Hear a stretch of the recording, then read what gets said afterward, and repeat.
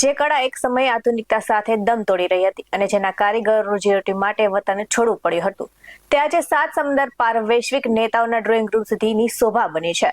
તો કચ્છના એક પરિવારે 7 પેઢીના સંઘર્ષ બાદ પર્શિયન મૂળની 350 વર્ષ જૂની અજોડ હસ્તકલાને માત્ર લુપ્ત થતી નથી બચાવી, પણ વડાપ્રધાનના સાથ સહકારથી તેમને પદ્મશ્રી અને વિશ્વ રેકોર્ડ સુધીનું વૈશ્વિક ગૌરવ અપાવ્યું છે. તો યંત્રોથી દૂર અને માત્ર એરંડાના તેલના કુદરતી રંગોથી આંગળીના ટેરવે રચાતી આ કળા વિશે ચાલો જાણીએ તેમની સફર.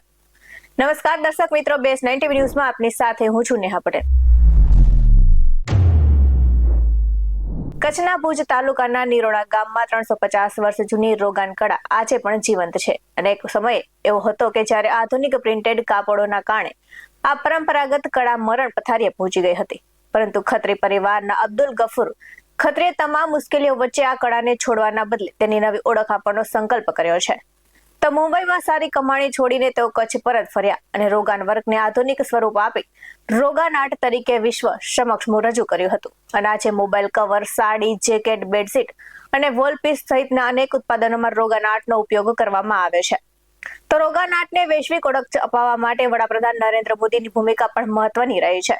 તો વડાપ્રધાને અમેરિકાના પૂર્વ રાષ્ટ્રપતિ બરાક ઓબામા, જાપાનના વડાપ્રધાન અને ડેનમાર્કના મહારાણી, તો યુએના રાષ્ટ્રપતિ સહિત અનેક વૈશ્વિક મહાનુભાવોને રોગાન આર્ટના નમૂનાઓ ભેટમાં આપ્યા છે. તો વર્ષ 2019માં અબ્દુલ ગફુર ખત્રીએ તેમના અમૂલ્ય યોગદાન બદલ પદ્મશ્રી એવોર્ડથી સન્માનિત પણ કરવામાં આવ્યા હતા. અને એટલું જ નહીં, તેમણે 400થી વધુ મહિલાઓને નિઃશુલ્ક તાલીમ આપી આ કળાને રોજગારી સાથે પણ જોડી છે. તો તાજેતરમાં G20 શિખર પરિષદમાં 100 મીટર લાંબા કાપડ પર તૈયાર કરાયેલું વિશ્વ વિખ્યાત ટ્રી ઓફ લાઈફ ચિત્ર પણ વિશ્વ રેકોર્ડમાં સ્થાન મેળવી ચૂક્યું છે.